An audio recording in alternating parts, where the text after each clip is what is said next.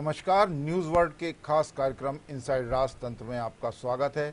मैं हूं उमेश निगम। इनसाइड राजतंत्र में हम बात करेंगे राजनीति और ब्यूरोक्रेसी के फैसलों की इनसाइड जानकारी की। खुलासा करेंगे कि आखिर इन फैसलों के अंदर के कारण क्या हैं। तो शुरू करते हैं खबरों की इनसाइड स्टोरी का सिलसिला।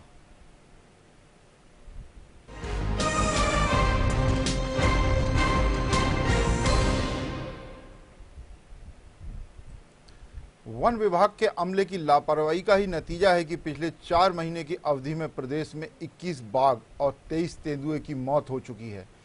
इतनी कम अवधि में इतने ज़्यादा बाघों की मौत के बाद भी विभाग के जिम्मेदार अधिकारी चिंतित नजर नहीं आते। अलबत्ता वन मंत्री विजय शाह ने जरूर इस मामले पर पिछले दिनों विभाग के आला अफसरों की समीक्षा बैठक बुलाई थी। मंत्री ने टाइगर और तेंदुए के अलावा अन्य वन्य प्राणियों की मौत के आंकड़े पूछे तो प्रधान मुख्य वन संरक्षक आलोक कुमार जवाब ही नहीं दे पाए। बाघों के सबसे ज़्यादा शिकार बांधवगढ़, पेंच और कान्हा नेशनल पार्क में हुए, लेकिन मंत्री ने समीक्षा बैठक में यहाँ के फील्ड डायरेक्टरों को किसी भी तरह की नसीहत देना जरूरी नहीं समझा। अलबत्ता ओबेदुल्लागंज वन मंडल क्षेत्र में मरने वाले बाघों पर चिंता जताते हुए डीएफओ को जरूर नसीहत दे डाली। दरअसल प्रदेश के जंगलों में शिकार, हादसा, आपसी संघर्ष और रहवास के शिकार एवं पानी की कमी के चलते बाघों की मौत हो रही है। वाइल्ड लाइफ एक्सपर्ट का मानना है कि विभाग के अमले को वाटर होल की व्यवस्था करना चाहिए, जिससे बाघ पानी या अपने शिकार की तलाश में अपना रहवास क्षेत्र छोड़कर ना जाए। मैदानी अमले को ध्यान रखना चाहिए कि यदि कोई बाघ उसके क्षेत्र में नहीं दिख रहा है तो उसका कारण क्या है, लेकिन मैदानी अमला यह सब नहीं कर रहा। विभाग के आला अफसर भी इन हादसों के लिए उतने ही जिम्मेदार हैं जितना मैदानी अमला। 2 बाघ ट्रेन से कटने से मरे और 3 बाघ का शिकार हुआ, जबकि बिजली के करंट और आपसी लड़ाई में भी कुछ बाघ मारे गए। इतना ही नहीं, कुएं में गिरने से भी कुछ बाघ की इसी अवधि में मौत हुई। 4 महीने में 21 बाघ की मौत हो चुकी है। 4 महीने में ही इसी अवधि में 23 तेंदुए भी मारे गए। मैदानी अमले की लापरवाही और आला अफसर की उदासीनता से बाघ लगातार मर रहे हैं मध्य प्रदेश के जंगलों में। वर्ष 2020 में भी 30 बाघ और 48 तेंदुए मारे गए थे। वर्ष 2018 में 29 और 2019 में भी 29 बाघ मारे गए थे। बाघों के मारे जाने का सिलसिला लगातार जारी है, लेकिन वन विभाग का अमला जिस तरह इस मामले को गंभीरता से लेना चाहिए, चेतना चाहिए, लेकिन वो नहीं चेत रहा। विभाग के आला अफसर भी इस मामले में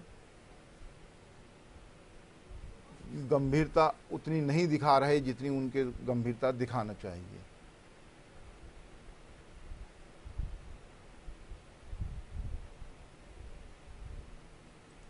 जंगलों में बाघ के शिकार लगातार जारी हैं, चाहे वो ट्रेन से मरने का वाकया हो या शिकार का हो या फिर करंट लगने से बाघों की मौत होने का मामला हो।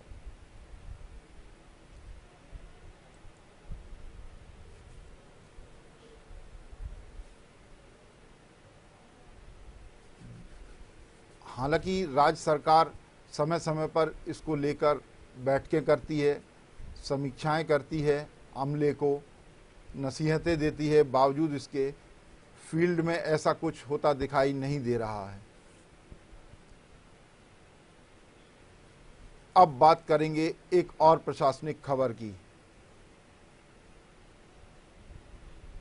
वेक्टर जनित रोग पर नियंत्रण पाने के लिए स्टेट लेवल से लेकर जिला लेवल तक टास्क फोर्स का गठन किया जाएगा।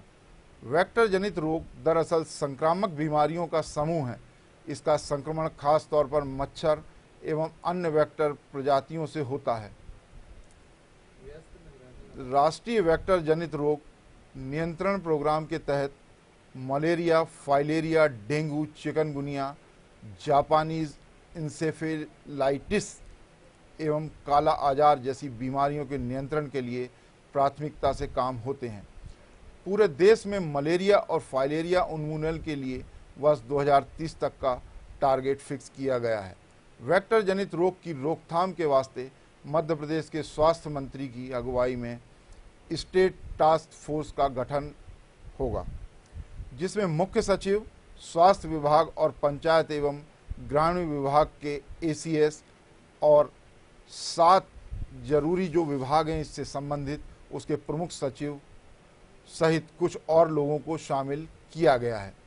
इन टास्क फोर्सों के अलावा स्वास्थ्य विभाग के आयुक्त की अगुवाई में मलेरिया उन्मूलन के लिए स्टेट लेवल पर मलेरिया एलिमिनेशन कमेटी भी बनाई गई है। स्टेट लेवल टास्क फोर्स की हर 6 महीने में बैठक करने का प्रावधान किया गया है।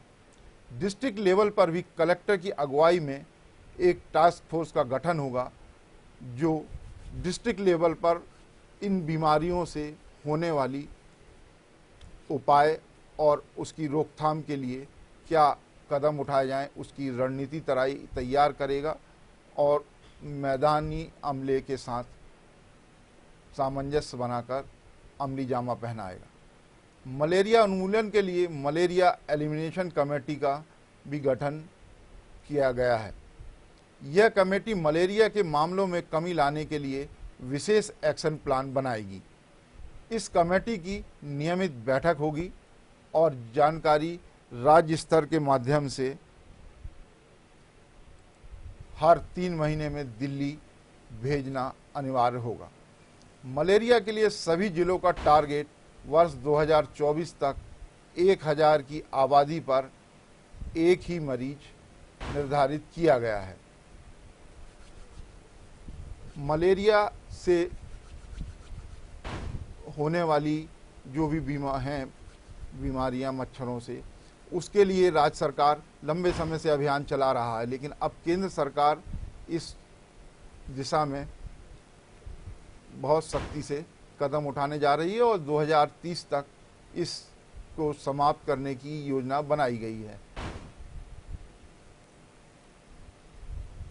अब लेंगे एक छोटा सा ब्रेक। आप देखते रहिए न्यूज़ वर्ल्ड। एक बार फिर आपका स्वागत है। अब चर्चा करेंगे एक और प्रशासनिक खबर की। गांव और आदिवासी क्षेत्रों में भी कोरोना संक्रमण के फैलने से केंद्र और राज्य सरकारों की लगातार चिंता बढ़ने लगी है। गांव में कोरोना संक्रमण की रोकथाम के लिए केंद्र सरकार के स्वास्थ्य मंत्रालय ने नई गाइडलाइन जारी कर इस पर अमल करने राज्य सरकारों को भेजा है। इस गाइडलाइन के तहत ग्रामीण क्षेत्रों में 30 बिस्तर वाले कोविड देखभाल केंद्र बनाने की सलाह दी गई है। केंद्रीय स्वास्थ्य मंत्रालय ने कहा है कि उपकेंद्रों, स्वास्थ्य केंद्रों और प्राथमिक स्वास्थ्य केंद्र समेत सभी सरकारी स्वास्थ्य केंद्रों में रैपिड एंटीजन जांच किट होनी चाहिए। कोरोना मरीजों के लिए केंद्र ने 3 स्तरीय व्यवस्था लागू करने के निर्देश दिए हैं। शहरी क्षेत्रों से जुड़े इलाकों, ग्रामीण और आदिवासी क्षेत्रों में 3 स्तरीय व्यवस्था होनी चाहिए। हल्के या बिना लक्षण वाले मरीजों से निपटने के लिए कोविड देखभाल केंद्र, मध्यम लक्षण वाले मरीजों के लिए समर्पित कोविड स्वास्थ्य केंद्र तथा गंभीर मामलों से निपटने के लिए समर्पित कोविड अस्पताल होना चाहिए। इन्फ्लुएंजा जैसी बीमारी और गंभीर श्वसन संबंधी संक्रमण के मामलों पर गांव की स्वास्थ्य, स्वच्छता तथा पोषण समिति की मदद से निगरानी करने के निर्देश। इधर मध्य प्रदेश सरकार ने केंद्र की गाइडलाइन आने के पहले ही ग्रामीण क्षेत्रों में कोरोना के संदिग्ध मरीज ढूंढने के लिए विभिन्न विभागों की टीम बनाकर सर्वे शुरू करवा दिया है।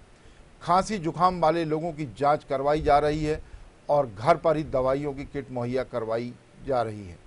कोविड देखभाल केंद्रों के पास बेसिक लाइफ सपोर्ट एम्बुलेंस रखने के निर्देश दिए गए हैं। शहरी क्षेत्रों से जुड़े इलाके, ग्रामीण और आदिवासी क्षेत्र में इस 3 स्तरीय व्यवस्था लागू करने के लिए कहा गया है। प्रत्येक गांव में पर्याप्त संख्या में पल्स ऑक्सीमीटर और थर्मामीटर रखे जाएं, जिससे जरूरत पड़ने पर संक्रमित मरीजों को तत्काल उपलब्ध कराया जा सके।